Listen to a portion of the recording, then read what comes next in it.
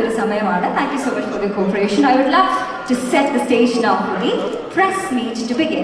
Press മീറ്റിന് ഞാനല്ല ഉത്തരം പറയേണ്ടത്, നിങ്ങൾ ചോദ്യങ്ങൾ ചോദിക്കേണ്ടത്. എല്ലാവരും വേദിക്ക് പുറത്തിരിക്കുകയാണ്. അവരെ ഓരോരുത്തരായിട്ട് നമുക്ക് വേദിയിലേക്ക് കൊണ്ടുവരാം. If I could, without wasting moment, bring the captain of the ship to the stage. കഥ പറയുമ്പോൾ അതിന് ആത്മാവും സിനിമ സൃഷ്ടിക്കുമ്പോൾ അതിന് നിലവാരവും നൽകുന്ന സംവിധായകൻ. Vision, craft and excellence personified. If I could welcome with a huge round of applause the Malayalam cinema's globally acclaimed filmmaker, let's welcome Mr. Mahesh Narayan on board.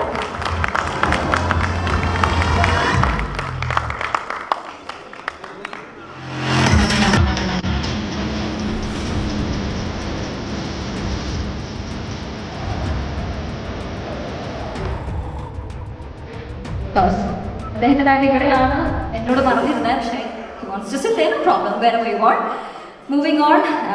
ചില വേദികളിൽ അവതാരകരെ ഒരുപാട് നീട്ടി വലിച്ച് ഇൻട്രൊഡക്ഷനൊക്കെ പറയുമ്പോൾ അവരെ ചീത്ത പറയുന്നത് ഞാൻ കണ്ടിട്ടുള്ളത് കൊണ്ട് ഞാൻ കൂടുതലൊന്നും പറയുന്നില്ല. നമ്മുടെ ചക്കര മുത്തുപ്പൊന്ന് we have Mamuka right here with us. Let's bring him on stage.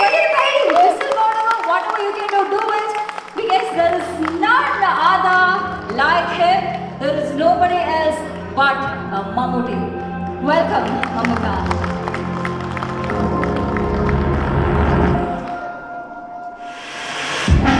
പിന്നെ ഇവിടെ ഇരുന്ന് കുറച്ചു നേരമായിട്ട് ഞാനിങ്ങനെ അങ്ങോട്ടും ഇങ്ങോട്ടും കണ്ണുപിടിക്കുമ്പോൾ എൻ്റെ കണ്ണൊരു പെർട്ടിക്കുലർ വ്യക്തിയിൽ ഇങ്ങനെ ഉടക്കി വലിച്ചുകൊണ്ടിരിക്കുകയാണ്. അദ്ദേഹത്തെ സ്റ്റേജിലോട്ട് കൊണ്ടുവരാം. The absolutely handsome, the heartthrob of all of us, the ever charming star actor. We have Mr. Kunjato Bowman joining us as well.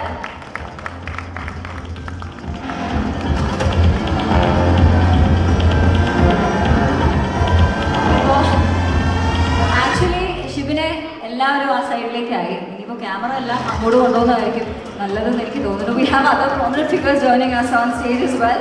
If I could start by inviting our producers, without whom നമ്മുടെ ഈ ഒരു evening ഇവിടെ possible ആവില്ല, ഇങ്ങനെ ഒരു cinema possible ആവില്ല. Starting off by bringing on stage Mr. KG Anil Kumar. Welcome, sir.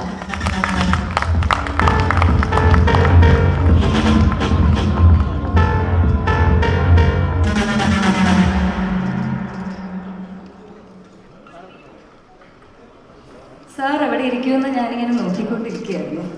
Thank you. Mister CR Salim.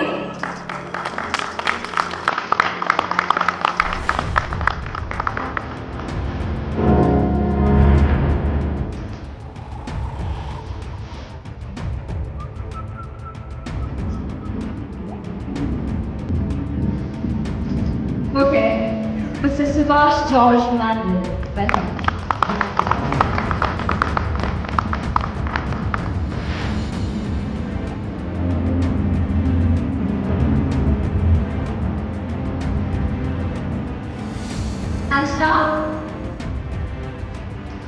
ഓരോ frame കലാസൃഷ്ടിയാക്കുന്ന മാസ്റ്റർ ക്രാഫ്റ്റ്മാൻ, ഇന്ത്യൻ സിനിമയുടെ അഭിമാനമായ filmmaker, the one and only Mr. Rajiv Menon is here with us. If I could welcome him on stage as well. He literally paints emotion through every frame he plays.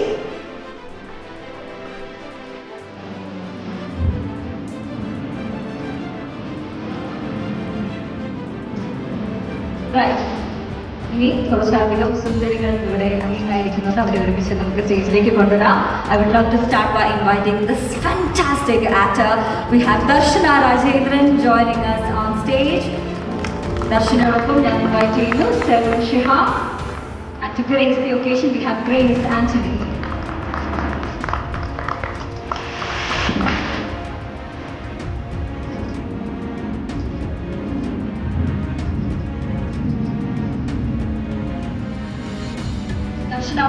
ബാക്കി രണ്ടുപേരോടെ ഇങ്ങോട്ട് പോയി കുഴപ്പമില്ല.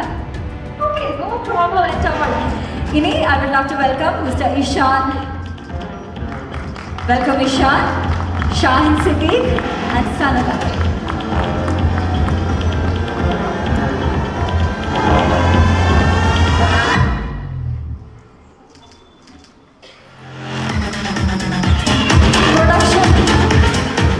Production designers 2 പേരുണ്ട്. അവർക്കായി 2 കസേരകൾ അപ്പുറത്തും ഇപ്പുറത്തും ഉണ്ട്. So Shaji Nadul and Mr. Jibin Jacob, both of you are most welcome. Please have your seats on stage. So with that, I exit. Ini, ningalai, ningalda chodingalai, avarude marupadigalai. Please, let's have a nice time. Appo namukku thodangam. Maybe I would love Mahesh sir to please start talking. Yes. നമസ്കാരം. ഇവിടെ വന്നിരിക്കുന്ന എല്ലാ media സുഹൃത്തുക്കൾക്കും ഒരുപാട് നന്ദി. ഇതൊരു long journey ആയിരുന്നു ഈ സിനിമ. പെട്ടെന്ന് ഉണ്ടാക്കാൻ പറ്റുന്നൊരു സിനിമ ആയിരുന്നില്ല. So I am thankful to everybody. ഇതിൻ്റെ നിർമ്മാതാക്കൾ എല്ലാവരോടും ഈ സമയത്ത് നന്ദി പറയുന്നു. ആൻഡ് ആദ്യം മുതലേ Mammookka for being with me for this one. Thank you Chackochan and all the rest of the cast also. So questions open ആയിട്ട് വെക്കാം. ആൻഡ് അധികം കുറച്ച് പ്രിസൈസ് ആയിട്ട് പോകുന്നതായിരിക്കും ബെറ്റർ. ഒത്തിരി വലിച്ചു നീട്ടാതെ ഈ പടത്തിനോട് തന്നെ ബന്ധപ്പെട്ടുള്ള ചോദ്യങ്ങളായിരിക്കും ബെറ്റർ. Thank you.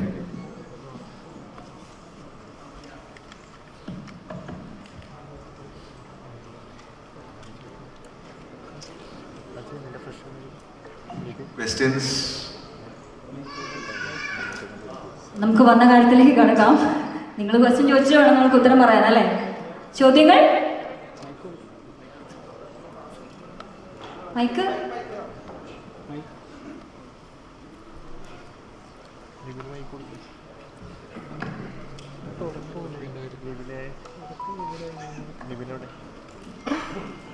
മൈക്ക് കൈമാറി ഫൈനലിൽ ഒരാളുടെ അടുത്ത് എത്തിയിട്ടുണ്ട്. പ്ലീസ്. നമുക്ക് നമസ്കാരം. മമ്മൂക്ക പറഞ്ഞതുകൊണ്ട് മലയാളിയുടെ പദസമ്പത്തിൽ കയറിയിട്ടുള്ള ഒരുപാട് ഇംഗ്ലീഷ് വാക്കുകളുണ്ട്. മമ്മൂക്ക പറഞ്ഞതുകൊണ്ട് മലയാളിയുടെ പദസമ്പത്തിൽ കയറിയിട്ടുള്ള കുറേ ഇംഗ്ലീഷ് വാക്കുകളുണ്ട്. സെൻസിറ്റിവിറ്റി അല്ലെങ്കിൽ quiet becoming an officer, bloody romantic ഒക്കെ. അപ്പോൾ പാട്രിയറ്റ് ഇറങ്ങിയതിന് ശേഷം ആളുകൾ സോഷ്യൽ ഇവാലുവേറ്ററിനെ പറ്റിയിട്ടും പെരിസ്കോപ്പിനെ പറ്റിയിട്ടും സോഷ്യൽ സ്കോറിനെ പറ്റിയിട്ടൊക്കെ അന്വേഷിക്കുന്നു, അറിയാൻ ആഗ്രഹിക്കുന്നു. പാട്രിയറ്റ് കണ്ടാലും അവർക്കുള്ളൊരു take away as an information social സ്കോറും സോഷ്യൽ ഇവാലുവേറ്ററും പെരിസ്കോപ്പും ഒക്കെ ആയിരിക്കും. അതെ. സ്പോയിലർ ഒന്ന് വിപുലി വിശദീകരിക്കാൻ ആണ് സിനിമ. ഞാനിപ്പോൾ ഇതെല്ലാം കൂടെ പറഞ്ഞാൽ പെരിസ്കോപ്പ് ഒരു സോഫ്റ്റ്വെയർ ആണ്. സോഷ്യൽ ഇവാലുവേഷൻ എന്ന് പറഞ്ഞൊരു സോഷ്യൽ ഇവാലുവേഷൻ എന്ന് പറഞ്ഞാൽ സോഷ്യൽ ഇവാലുവേഷൻ. പിന്നെ ഇതൊരു അവയർനെസ് സിനിമയെന്ന് വേണമെങ്കിൽ പറയാം. നമ്മൾ അറിഞ്ഞോ അറിയാതെയോ ഒക്കെ നമ്മൾ ഈ ടെക്നോളജിയുടെ ആധിക്യമോ അല്ലെങ്കിൽ അവരുടെ ഒരു അപ്രമാദിത്യം കൊണ്ടോ ഒക്കെ നമ്മൾ സാധാരണക്കാർ വിട്ടുപോകുന്ന ഒരുപാട് അപകടങ്ങളുണ്ട്. പലതും നമ്മൾ കണ്ടതാണ്, നമ്മൾ അനുഭവിച്ചാണ്. പലതും നമ്മളെ കൊടുക്കാൻ കാത്തിരിക്കുന്നുണ്ട്. അതിനെക്കുറിച്ചൊന്ന് നിങ്ങളെ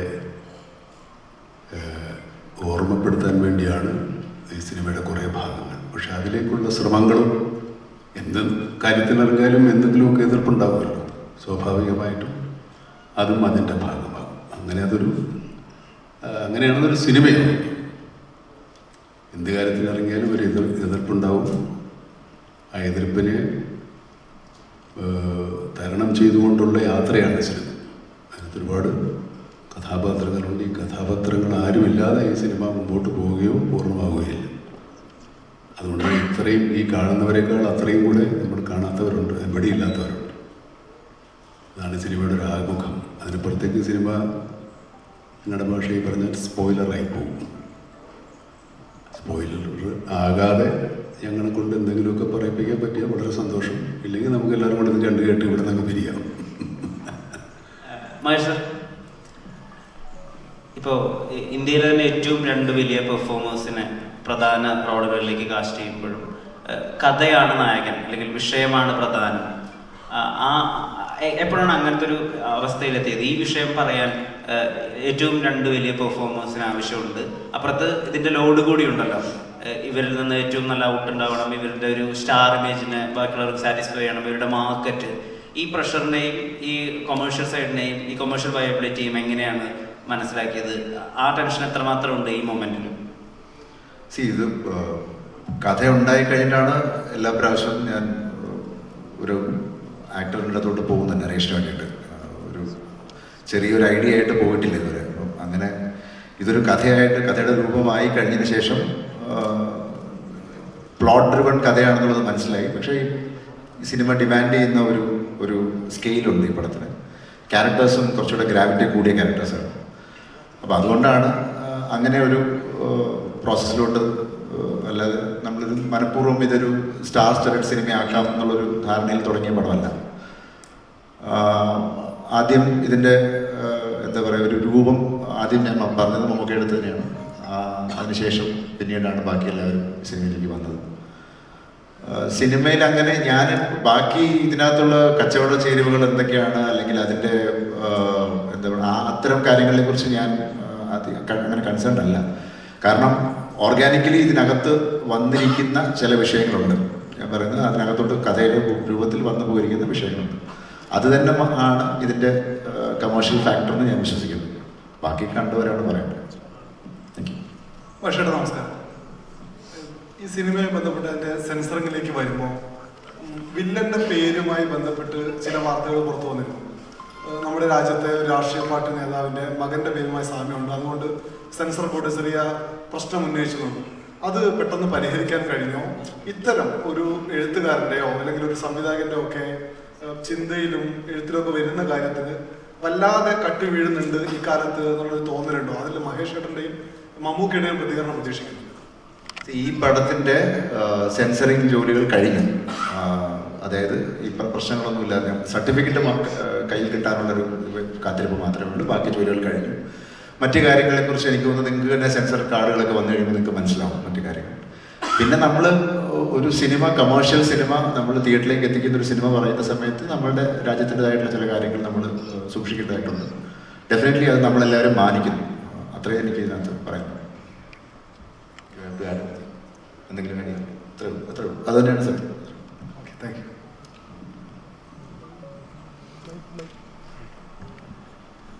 മാഷേട്ടാ, ഇപ്പോൾ ഈ ട്രെയിലറിൽ പറഞ്ഞ പോലെ സോഷ്യൽ സ്കോർ, അതുപോലെ ഇതിൽ പറഞ്ഞിരിക്കുന്ന പല കാര്യങ്ങളും വളരെ സാധാരണക്കാരനായ സിനിമ കാണാൻ വരുന്ന സാധാരണ പ്രേക്ഷകരുണ്ടല്ലോ കേരളത്തിലുള്ള, വളരെ അന്നത്തെ അന്നം ഉണ്ടാക്കി ജീവിക്കുന്ന സാധാരണ പ്രേക്ഷകർ, ഇവർക്ക് ഇത്രയും ഒരു ഉയർന്ന തോട്ട് പ്രോസസ് എത്രത്തോളം കണക്റ്റ് ആവുന്നുള്ളൊരു ചിന്ത എപ്പോഴും തോന്നിയിട്ടുണ്ടോ?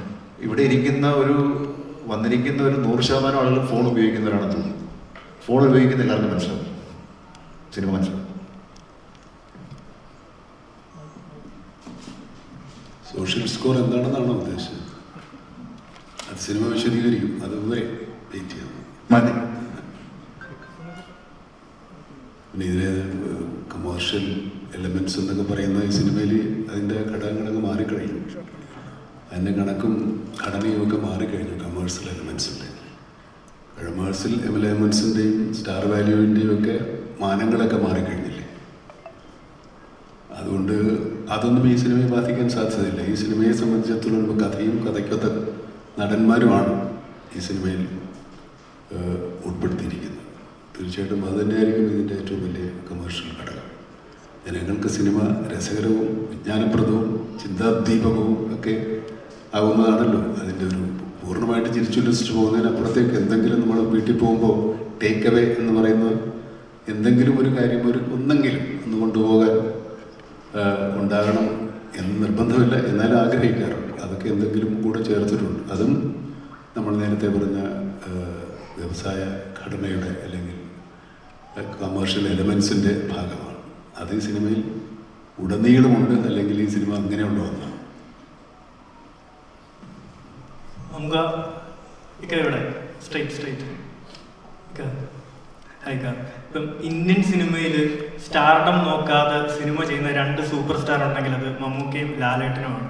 ഇപ്പം പാട്രിയറ്റിലേക്ക് വരുവാണെങ്കിൽ മമ്മൂക്ക തന്നെ പണ്ട് പറഞ്ഞിട്ടുണ്ട്, ആക്ടിങ് ഈസ് ഓൾസോ റിയാക്ടിങ് എന്നുള്ള രീതിയിൽ ഇൻ്റർവ്യൂവിൽ പറഞ്ഞായിട്ട് ശ്രദ്ധിച്ചിട്ടുണ്ട്.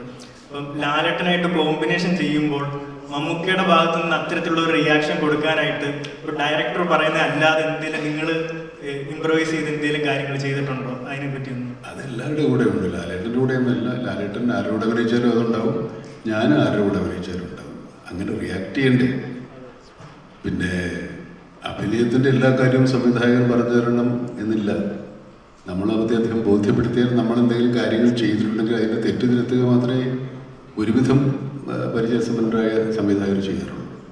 അല്ലാതെ എല്ലാവരും അപ്പുറത്തും മാറിയെന്ന് മോണായിട്ട് കാണിക്കുമെന്നൊരു ഡയറക്ടർ.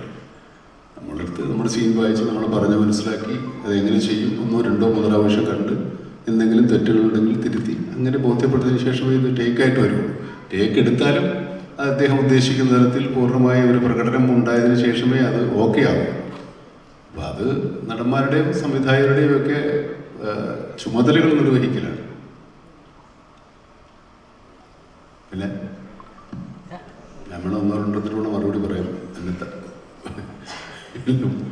മണി തരികയില്ലെങ്കിൽ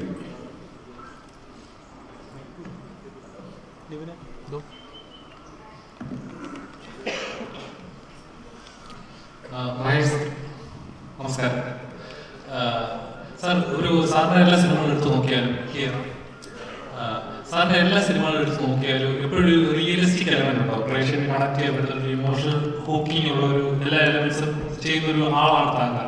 അപ്പം പാട്രിയോട്ട് എടുത്ത് നോക്കിയാൽ തന്നെ ഒരു ഡൗട്ടാണ്, അത് ഒരു ആക്ഷൻ അല്ലെങ്കിൽ ഒരു ത്രില്ലർ എലമെന്റ്സ് അല്ലാതെ ഒരു നോർമൽ ഓഡിയൻസിൽ ഇമോഷണലി ഹൂക്ക് ചെയ്യാനുള്ള എന്ത് എലമെന്റ് ആണ് പാട്രിയോട്ട് ഉള്ളത്? അത് സിനിമ പൂർണ്ണമായിട്ട് കാണുമ്പോഴല്ലേ മനസ്സിലാവത്തുള്ളൂ. സിനിമ ട്രെയിലർ എന്ന് പറയുമ്പോൾ നമ്മളിപ്പോൾ അതിനകത്ത് ഒരു സിനിമയുടെ മുഴുവൻ കഥയല്ലല്ലോ പറയുന്നത്. പിന്നെ ഈ പറഞ്ഞ പോലെ ഈ ഒരു സിനിമ ഒരു ഒരു ഒരു ഒരു പ്രത്യേകതരം സാഹചര്യത്തിൽ ഉണ്ടായപ്പെടുന്നൊരു സാധനമാണ്. അപ്പോൾ അത് സമൂഹത്തിൽ നടക്കുന്ന ചില വിഷയങ്ങളെ ബേസ് ചെയ്തിട്ടാണ് ഞാൻ പലപ്പോഴും സിനിമകൾ എഴുതിയിരിക്കുന്നത്. അപ്പോൾ അതുകൊണ്ട് തന്നെ ഇതിനകത്തും അങ്ങനെ ഒരു വിഷയമുണ്ട്. അത് കണക്റ്റ് ആവുമെന്നുള്ളൊരു വിശ്വാസത്തിലാണ് ഈ സിനിമ എടുത്തിരിക്കുന്നത്. അപ്പം depends on the nature of cinema.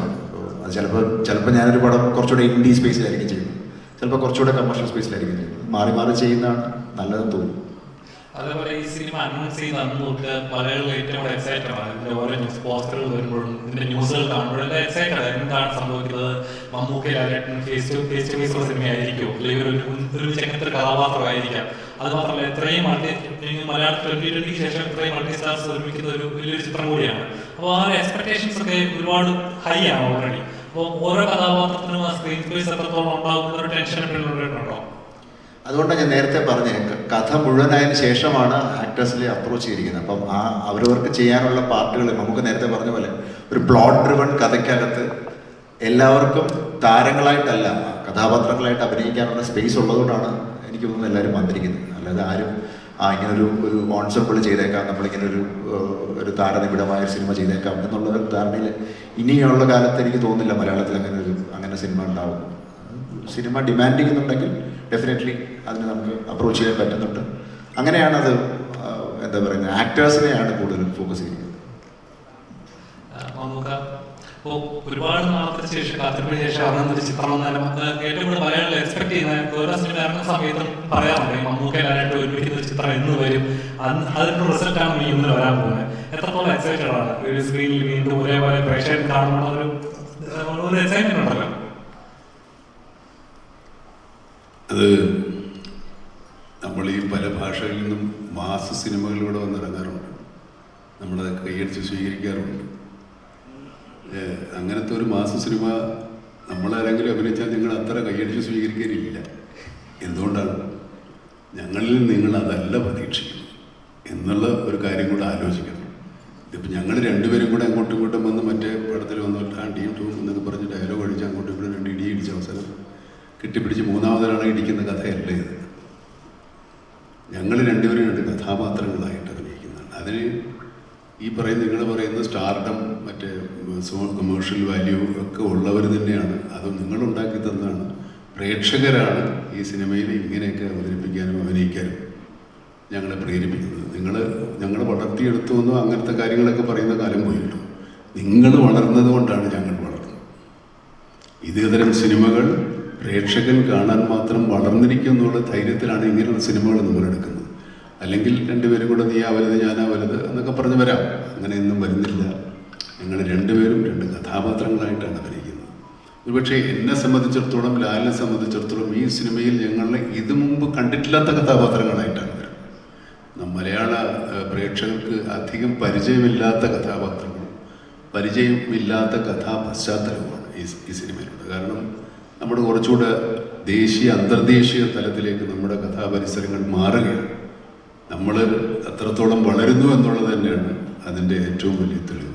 അല്ലെങ്കിൽ ഇങ്ങനെ ഒരു സിനിമ എടുക്കാൻ ഇനി മലയാള സിനിമ 10-15 കൊല്ലം കൂടെ കഴിയണം. നമ്മൾ 15 കൊല്ലം മുമ്പിലാണ്, പുറകിലല്ല. അതുകൊണ്ട് ധൈര്യമായിട്ട് ഈ സിനിമ എടുക്കാൻ സാധിച്ചു. അതിന് ഒരുപാട് സപ്പോർട്ട് നമ്മുടെ പ്രൊഡക്ഷൻ സൈഡിൽ നിന്നുണ്ടായി. മറ്റു ടെക്നീഷ്യൻസും ആർട്ടിസ്റ്റുകളും ഇങ്ങനെ ഒരു സിനിമയോട് സഹകരിച്ചു. ഇനിയുള്ള സഹകരണം പ്രേക്ഷകൻ്റെയാണ്. അത് തീർച്ചയായിട്ടും ഉണ്ടാവും എന്നുള്ള വിശ്വാസമുണ്ട്. ഈ സിനിമ കാണുന്ന ഒരു പുതിയ കാഴ്ചയാണ് ഈ സിനിമയുടെ ഫോട്ടോഗ്രാഫിയാണ് ശരി, മേക്കിംഗ് ആയാലും ശരി. ഒരുപക്ഷെ നമ്മളിങ്ങനെ കണ്ട് ശീലിച്ചില്ലാത്ത നമ്മുടെ ശീലങ്ങൾക്കൊക്കെ ഒരു മാറ്റം ഉണ്ടാക്കുന്ന രീതിയിലുള്ള സിനിമയാണ് ഈ സിനിമ. വളരെ കൂടുതൽ ആളുകൾ കാണുകയും വലിയ രീതിയിൽ സ്വീകരിക്കപ്പെടുകയും ചെയ്താൽ ഇത് മലയാള സിനിമയുടെ ഒരു മുതൽക്കൂട്ടും ഒരു നാഴികക്കല്ലുമായി മാറും. ഈ സിനിമ മുതൽ ആകും ഇനി സിനിമകൾ. ഇതുപോലെയുള്ള വലിയ സിനിമകൾ മലയാളികൾക്ക് പ്രൊഡ്യൂസ് ചെയ്യാനും എടുക്കാനും സാധിക്കുമെന്നുള്ള ഒരു വിശ്വാസം തരുന്ന പ്രേക്ഷകനാണ് കേരളത്തിലുള്ളത് എന്നുള്ളതുകൊണ്ടാണ് ഈ സിനിമ എടുക്കുന്നത്. നമ്മളിത് പാൻ ഇന്ത്യൻ സിനിമയല്ല, ഇത് മലയാളികൾക്ക് വേണ്ടിയുള്ള സിനിമയാണ്. മലയാളം കൂടുതൽ സംസാരിക്കുന്ന സിനിമയാണ്. നമ്മൾ സായിപ്പന്മാരാരും മലയാളം പറയുന്ന സിനിമയല്ല ഇത്. സായിപ്പന്മാരൊക്കെ ഇംഗ്ലീഷ് തന്നെയാണ് പറയുന്നത്. അതുകൊണ്ട് ഇവിടുത്തെ പ്രേക്ഷകന് വേണ്ടിയെടുത്ത സിനിമയാണ്. നിങ്ങൾക്കും ഇഷ്ടപ്പെട്ടെങ്കിൽ ആ ഒരു ധൈര്യത്തിന് വേണമെങ്കിൽ നമുക്ക് മറ്റുള്ളവരെ കാണിക്കാം. അതിനപ്പുറത്തേക്ക് ഇതിനകത്തൊരു പാൻ ഇന്ത്യൻ ഇല്ല. ഈ സിനിമ പാൻ ഇന്ത്യനായിട്ട് എടുത്തിട്ടില്ല. പാൻ ഇന്ത്യൻ ആക്കേണ്ടത് പ്രേക്ഷകർ. ഞങ്ങൾ രക്ഷപ്പെട്ടെ. ഇനിയെല്ലാം നിങ്ങളുടെ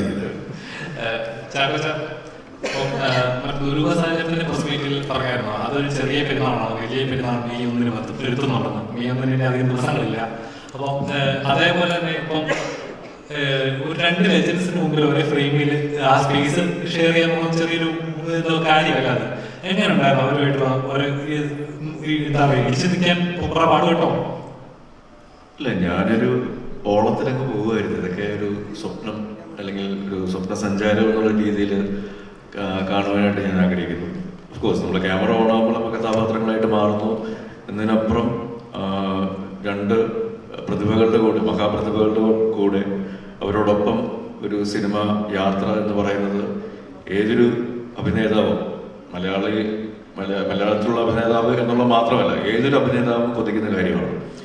അപ്പോൾ ആ ഭാഗ്യങ്ങൾ വീണ്ടും വീണ്ടും വരുന്നു എന്നുള്ളതൊരു വലിയ അനുഗ്രഹമായിട്ട് ഞാൻ കരുതുന്നു. മമ്മൂക്കയോടും ലാലേട്ടനോടൊപ്പമുള്ള നിമിഷങ്ങൾ, ഒരുമിച്ചുള്ള നിമിഷങ്ങൾ ഒരിക്കലും മറക്കാനാവാത്ത അനുഭവങ്ങളാണ്, പാഠങ്ങളാണ്. അപ്പോൾ അത് തീർച്ചയായിട്ടും മുന്നോട്ടുള്ള എൻ്റെ അഭിനയ ജീവിതത്തിലാണെങ്കിലും വ്യക്തി ജീവിതത്തിലാണെങ്കിലും ഒരുപാട് ഓർമ്മകളും ഒരുപാട് പാഠങ്ങളും അനുഭവങ്ങളും തരുന്ന എക്സ്പീരിയൻസ് ആയിരുന്നു. അത് ഞാൻ 110% എൻജോയ് ചെയ്തു. ഒരു വ്യക്തി എന്നുള്ള രീതിയിലും, ഒരു അഭിനേതാവ് എന്നുള്ള നിലയിലും, ഒരു ഫാൻ ബോയ് എന്നുള്ള നിലയിലും. രാജീവ് സാർ,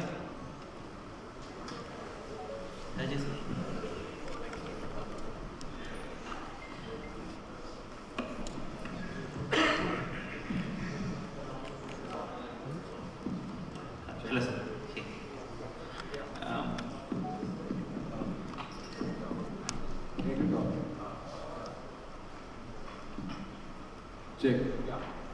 ഇപ്പോൾ മമ്മൂക്കയെ ഡയറക്റ്റ് ചെയ്തിട്ടുള്ള ആളാണ്, ലാലേട്ടനോടൊപ്പം പ്രവർത്തിക്കുകയും ചെയ്തു.